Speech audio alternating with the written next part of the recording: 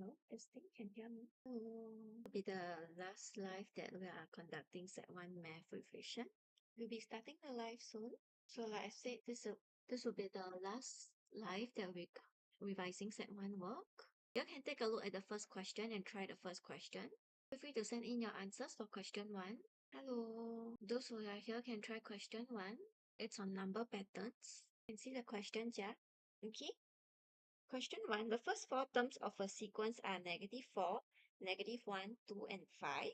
They give you the first 4 terms already. So we look at the pattern here. It's increasing. The number is getting bigger. So from -4 to -1, it's a +3. From -1 to 2, it's also +3.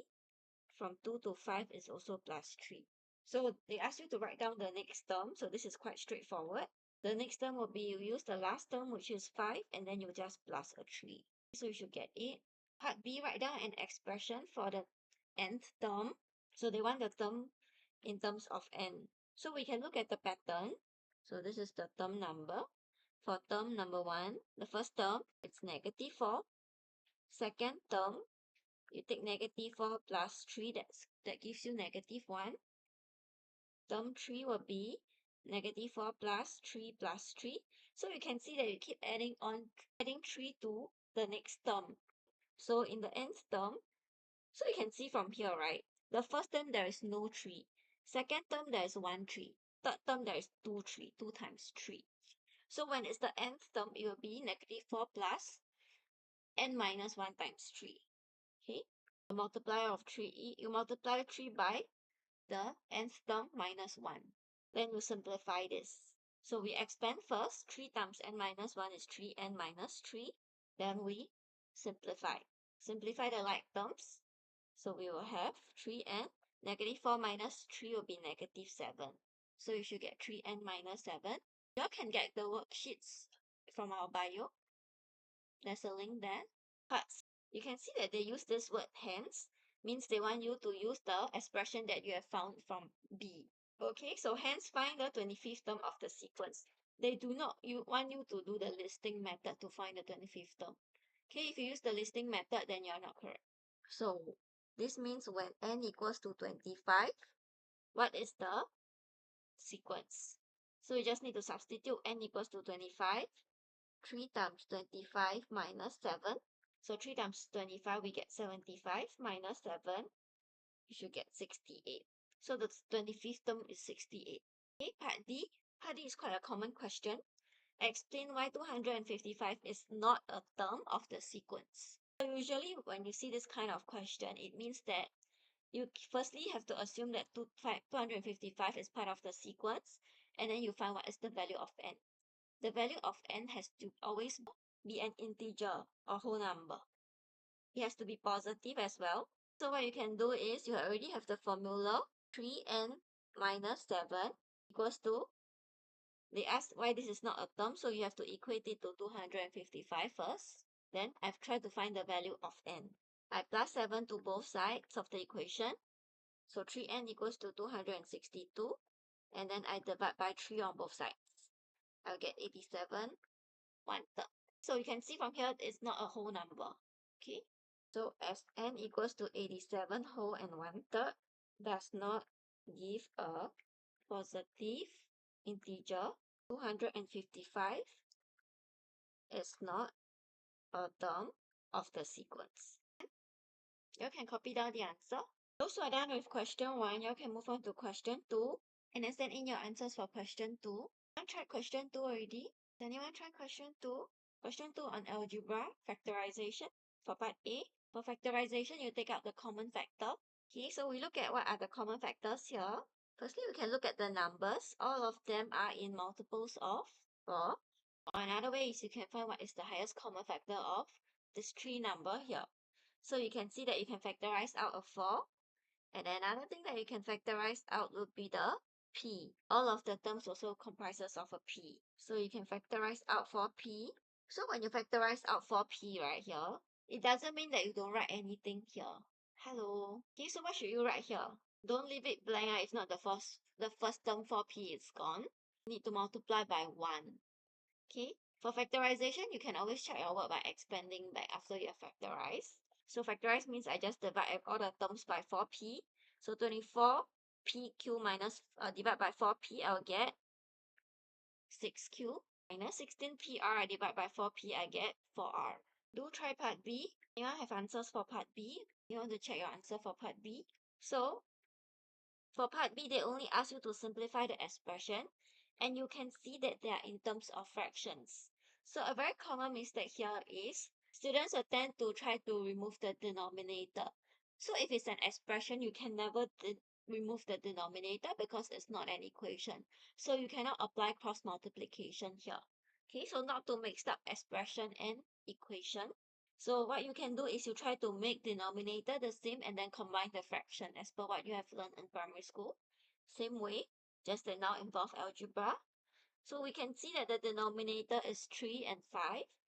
So the LCM of 3 and 5 is 15. So we want to make the denominator 15. So I have to multiply by 5 to both my numerator and denominator for the first fraction. And then I multiply by 3 to both the numerator and the denominator of the second fraction. Okay? So when I multiply by 5 to the numerator, I'll get 10, 2m plus n. My denominator will become 15 for both.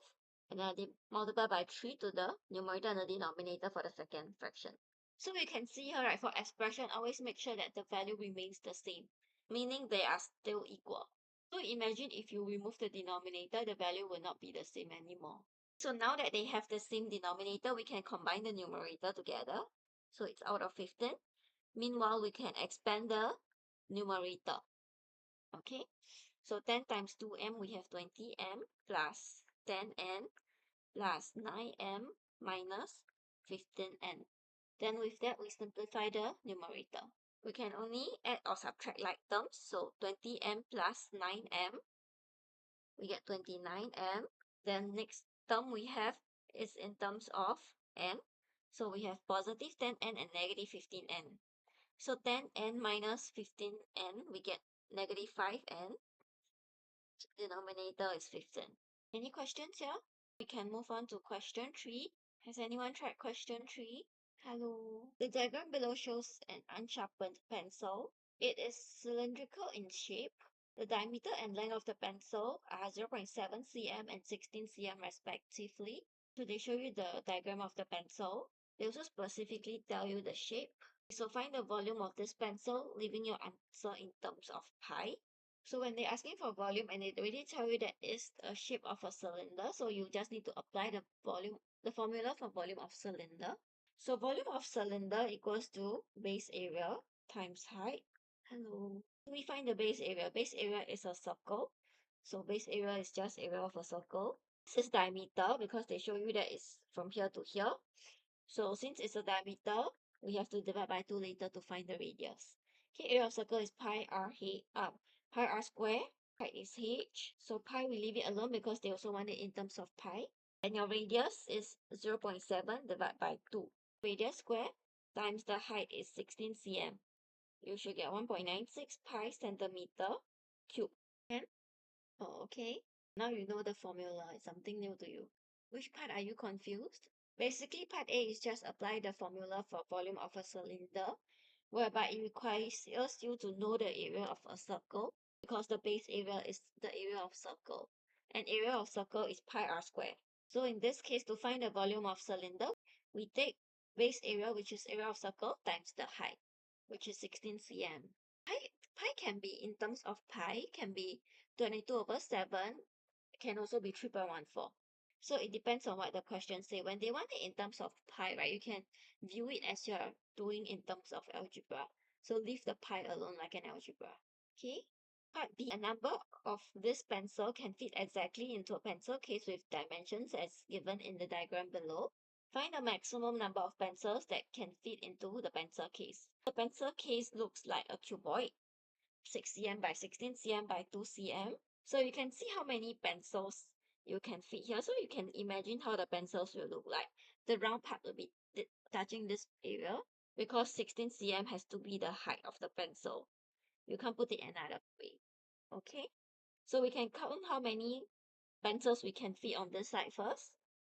We take 6 cm divided by the diameter, which is 0.7 cm. You can fit at most 8 pencils only. Even if it's 8.9 or a figure that you have to round, you will round up, always round down here because you can't fit another pencil in. Okay, sorry, always round down. This one you can only round down because you can't fit the 9th pencil inside. As for the length, or rather the height of the pencil is 16 cm. So that you can only put one pencil here. You can put 8 pencils here on this side.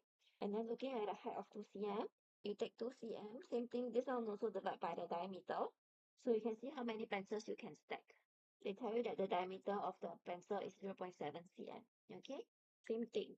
Round down here, you can only put up to 2 pencils. So you have 2 pencils here. So lastly, we take 8 times 1 times 2 to find the total number of pencils or the maximum number of pencils that can fit into this pencil case. 2. Hence, find the percentage of empty space in the box.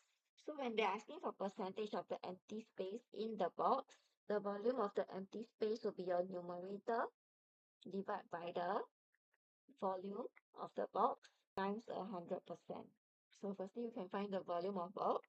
It's 6 cm by 16 cm by 2 cm. Length times breadth times height to find the volume of a cuboid. You get 192 centimeter cube.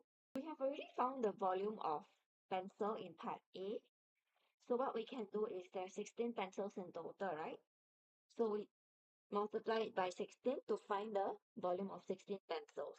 Because this volume of 16 pencils will occupy the space of the box. So the volume of the 16 pencils is 31.36 pi.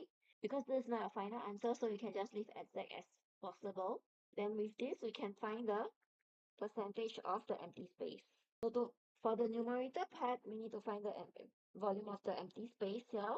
So we take the volume of the box minus the volume of 16 pencils. Then we divide by the volume of the box, multiply by 100%. You should get 48.7% rounded off to 3 significant figures. Okay, once you're done with this question, can take a short break. Oh, I'm using the Notability app. Those of you who want the worksheet, you all can download the worksheets in our link in our bio. Take this time to try the remaining 3 questions. And those who have any questions, feel free to ask. For our Set 1 online class, we'll be starting this week. Those who want to join for our 1-hour trial lesson, you all can register as well. There'll be one free trial. You can take a look at the next question. Try the next question first. It's just a country. Actually, not a country, it's an area. Countries in the world for is in New Zealand, I think. Let me check. Yep. Christchurch is a city in South Island, New Zealand. No worries. Which branch? Have you all tried this question? Oh, Sengkang one. Okay. Okay, so countries in the world follow different time zones. There are 24 main time zones in the world. The local time in Rovaniemi is negative -5 hours relative to local time in Singapore. And the local time in Christchurch is 4 hours ahead relative to local time in Singapore. When the time in Singapore is 6 a.m., find the local time in Rovaniemi. Oh, can you see the question? That's right. So since it's 5 hours behind Singapore, what we can do is we draw a timeline. Singapore is ahead, so Singapore is here, 6 a.m. So we go back by 5 hours. That will be 1 a.m. in Rovaniemi. Then for Christchurch, Christchurch is 4 hours ahead of Singapore. So Singapore now is here, 6 a.m. Then I have to go ahead by 4 hours. So 6 a.m. plus 4 hours ahead will be 10 a.m. So this will be the timing in Christchurch. Part B, anyone? Then can you try part B and let me know the answer for part B? For part B, they want the local time in Rovaniemi in Singapore. The time and date in Singapore when the local time in Rovaniemi on 2 September is 10 p.m. No, that's not correct. They're asking for the time and date in Singapore. Yes, 3 September, 3 a.m. That's right. Very good. So since Rovaniemi is 5 hours behind Singapore, so Rovaniemi is here. It's 2 September, 10 p.m. I want to go ahead by 5 hours now. So before that, you plus the 2 hours here, it will become on the next day, 3 September, 12 a.m. And then you still need another 3 more hours. to make it a total of 5 hours. That's how you get 3 September, 3 a.m. Okay? And visualize. This kind of question usually it'll be good when you draw out the timeline. Then you can visualize better. So when it's ahead, you have to add on to the hours. If it's behind, then you subtract. Those students can look at question 5 and try her dinner. Question 5. Mister used a tape of 52 meter to cordon off a rectangular plot of land to plant vegetables. The dimensions are in integers, means it cannot be in decimals or fractions. So what would be the largest possible area she could have? So we need to understand firstly that this 52 meter is the perimeter of a rectangle. Since it's a rectangle means I have two length and two breadth, I can find one length plus one breadth. So my one length plus one breadth will be 52 meter. I divide by 2, 26 meter. I want to find one length and one breadth because to find the area is length times breadth. So when you're taking length times breadth, you have to make sure that sum of the length and breadth is 26 meter. So what are the possible areas? We can list a few to try out. So let's say it's 1 meter by 25 meter. You can see that when they add up, they have to add up to 26 meter. So when you multiply, you get 25 square meter. You can move on to 2 meter times 24 meter. Same thing, when they add up, they should add up to 26 meter only. Sorry. 2 times 24, 48, and so on. So you can see that the number's getting bigger. Okay? So you will reach to a point whereby you get 11 meter, let's say it's 11 meter times. So 26 minus 11 will be 15 meter. It will be 165 square meter. Then we can move on to 12. 12 will be by 14. You can see that it's still getting bigger. Next will be 13 meter by 13 meter. 169 square meter. So you can see that this would give you the largest area. Because we don't have to continue here because you go back to 14 times 12, which will also give you 168 again. Okay, so therefore, the largest possible area is 169 square meter. And then they're asking for the dimensions. So the dimensions you can get from here is just 13 meter by 13 meter. Those who are done, move on to part C. Try part C first. Can you see part C from my screen? So please try part C and then you can send in your answers. Anyone? Miss Tan got more tapes and the shape of the plot of land was later altered from a rectangle to a circle. So she changed the layout of the plot of land from a rectangle to a circle. With the area of plot remaining the same, find the radius of the circle. So meaning you want the area to be 169 square meter. And then we have to apply the area of circle formula here.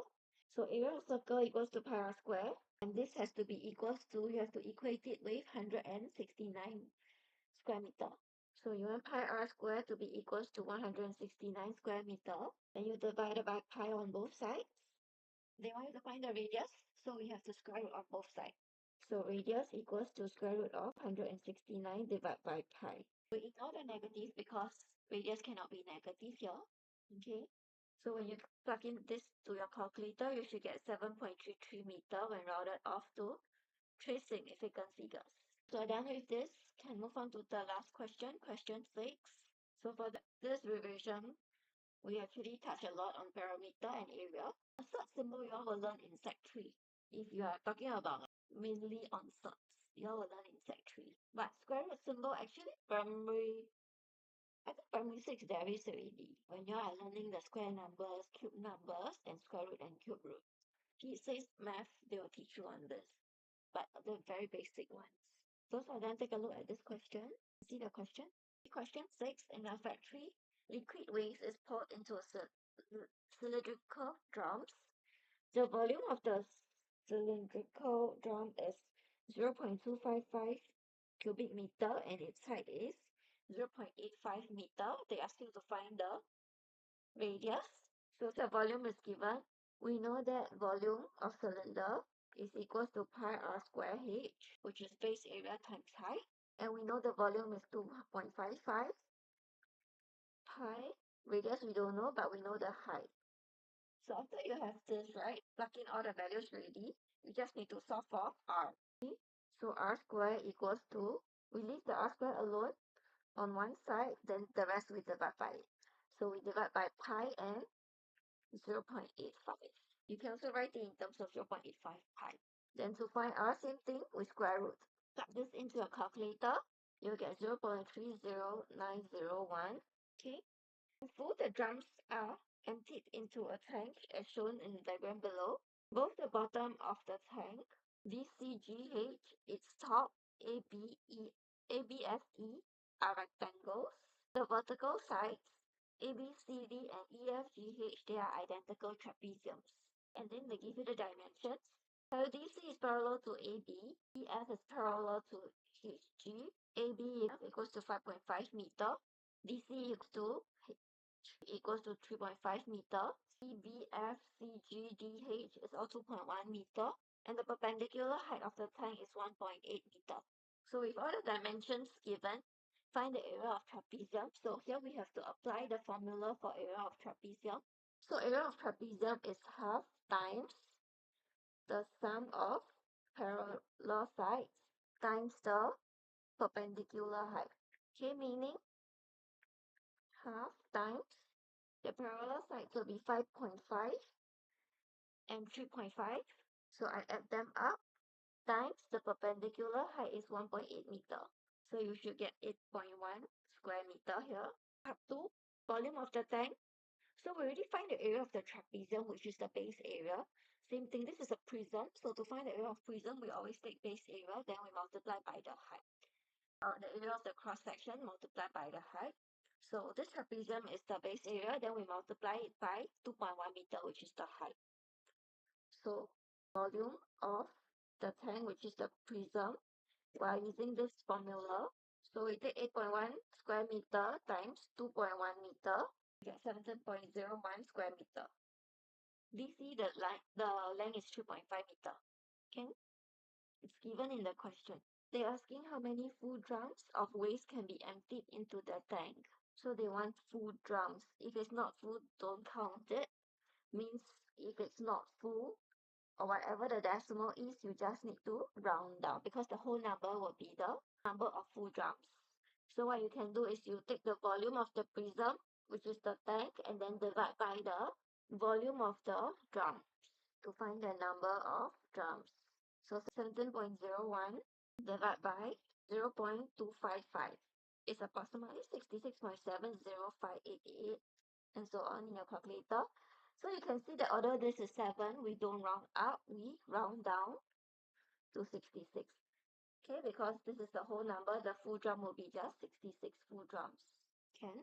So this is the last question. So this week we'll be starting for Sec 1 online class, and we also have Sec 2 math online class ongoing. Those who want can sign up for a free trial. Our next live will be tomorrow for Primary 5 math. It's a walkthrough of P5 semester 1 practice paper.